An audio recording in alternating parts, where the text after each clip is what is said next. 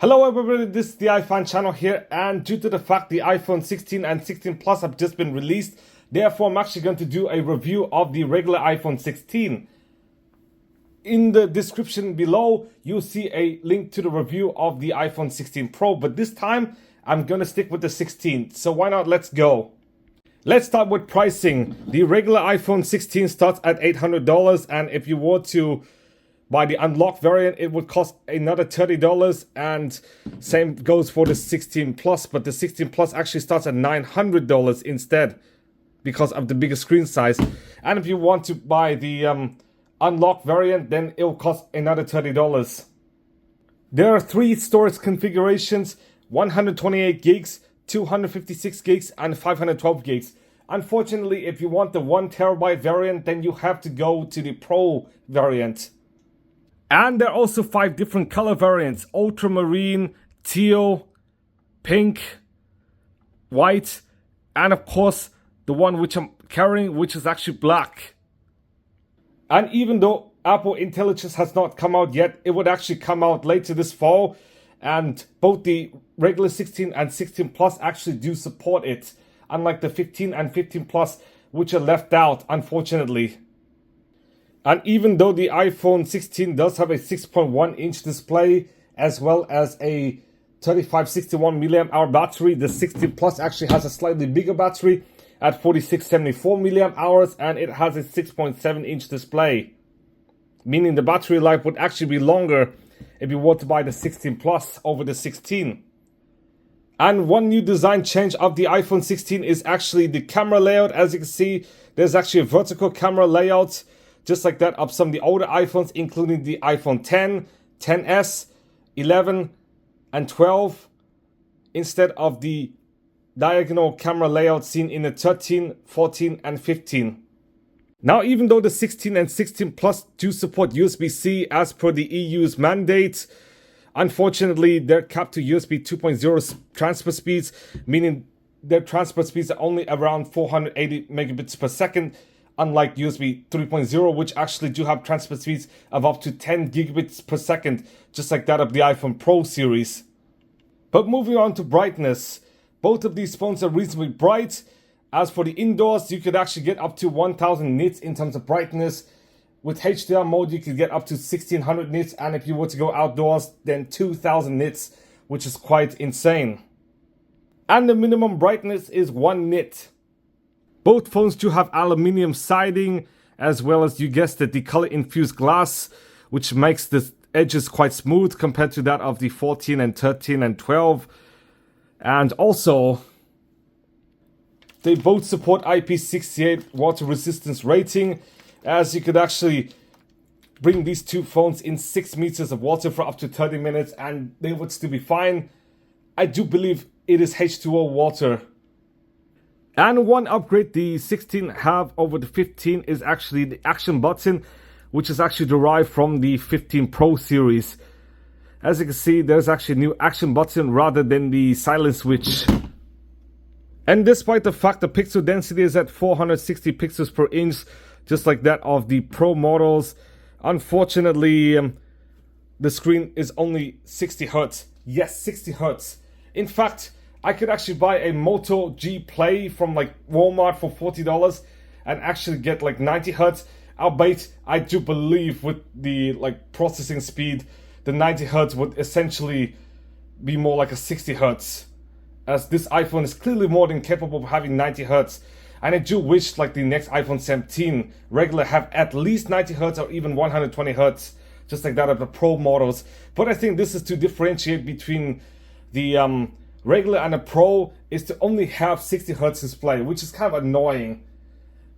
And the other annoying facet is not having always on display, which is something seen since the 14 Pro, but not in the regular 16. Speaking of which, a processing test. Fortunately, I done out all the scores, and as you can see, the performance are quite on par with each other. There's actually an A18 regular with 6 cores, 2 performance 4.03 gigahertz cores, and 4 efficiency cores. Even though I'm not sure on the efficiency cores, I do infer it's going to be around 2.1 to 2.3 gigahertz, And there is actually a 5-core GPU, which is going to satisfy all your needs, as well as 8 gigs of LPDDR5 RAM. So why not? I'm actually going to run a GPU benchmark instead of CPU benchmark to see how good the GPU actually is. Here we go, guys, the GPU scores. I'm actually going to compare it against the 15 Pro Max, which does have a 6-core GPU. Unfortunately, on the last review, did not put in the GPU test. And the scores are in due to the fact the 15 Pro Max does have a 6-core GPU. Hence, the GPU benchmark is actually higher on the 15 Pro Max compared to the 16 and 16 Plus. Now moving on to charging speeds. The iPhone 15 and 15 Pro do support up to 27 watt wired charging. Well, these two phones, the 16 and 16 Plus, could actually support up to 45 watt wired charging. And for a 20 watt charger, you could actually charge from 0 to 50 in about 30 minutes and 0 to 100 in about 90 minutes. And I would assume most people would buy the 20 watt charger instead of the 45 watt because they're actually diminishing returns to buying a slightly faster charger, just like using the Tesla supercharger over the 6.6 watt public chargers. As for wireless charging, well, the MagSafe rating is actually 25 watts. And another feature which has dropped to town is actually Wi-Fi 7 support, 802.11be, and it does support Bluetooth 5.3 because unfortunately Bluetooth 6 has not come out yet, and the second generation ultra wideband chip. So why not, let's do a speed test. First off, we do have to configure all the settings to make sure everything matches so we would not get any biased results, and then hit go. Unfortunately, even with configuring all the settings, there are still disparate results, unfortunately. But as you guys all know, if you were to live in the US, then the iPhone 16 would actually be eSIM only. If you live in another country, then I do assume it does include a SIM card of some sort. And finally, let's move on to the cameras, because there's actually a slight camera upgrade, just like I showed you guys with the vertical camera layout, as the iPhone 16 does have a 48 megapixel 1.6 aperture as a primary camera, but the shots are actually converted to 24 megapixel shots that are actually sharp and bright in the dark. That's due to the fact there's actually a dual camera setup of 48 megapixel main camera and 12 megapixel ultra wide camera. Both phones do actually support smart HDR5, and there's actually a 2x optical zoom, which is actually taken from the 12 megapixel lens. Over here, there's actually optical zoom, and you could actually use digital zoom up to about 10 times. And as for the ultra wide lens, it is actually a 12 megapixel lens with an aperture of about 2.2, and it does support second generation portraits. And finally, as for video, it does support 4K 60 frame recording. Unfortunately, there's no 4K 120Hz that is reserved for the Pro models. But as for the selfie camera, it actually is a 12 megapixel 1.9 aperture, which also has, you guessed it, 4K 60 frame recording. So without further ado, guys, let's see the camera test, shall we?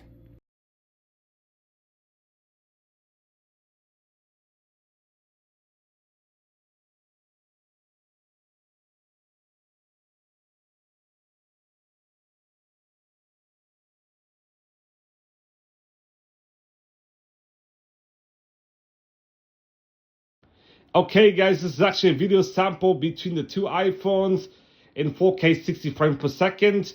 Unfortunately, I did not clean my room yet, but I'm actually going to organize better. So here's the video sample. I'm currently in my apartment now, but over here is actually a video sample.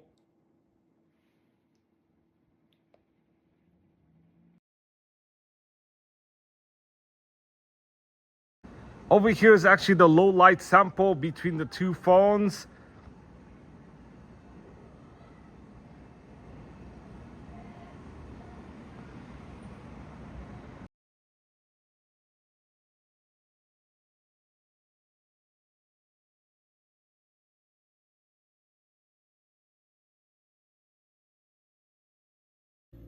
After the camera test and before we end this incredibly long video, let me tell you guys the wait The iPhone 16 does weigh 170 grams and the 16 Plus weighs 199 grams, so it is lighter than the Pro models, and it is also slightly more compact than the Pro models because the Pro models does have a bigger screen.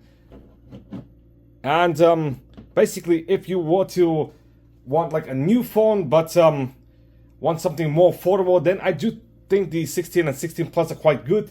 But if you want, like, say, a better camera and stuff, I would recommend searching on Swapper for maybe a used 15 Pro, which would likely have a better camera and maybe better transfer speeds and promotion and stuff, with some drawbacks such as maybe slow processor and stuff. But in reality, you cannot go wrong with this. And if you were to want a smaller screen because you have small hands, then I do believe the 16 is the best. And if you want, like, say, a larger screen, then the 16 Plus would be better. And I do believe support will be slightly longer with the 16 compared to the 15 Pro, just because of the processor, but I'm not really sure. But due to the fact the 16 and 16 Plus are readily available and you could even grab one from your local store, I would say that is one facet of you getting the 16 and 16 Plus over the 15 Pro, which is actually discontinued and of which you could only get from the refurbished market.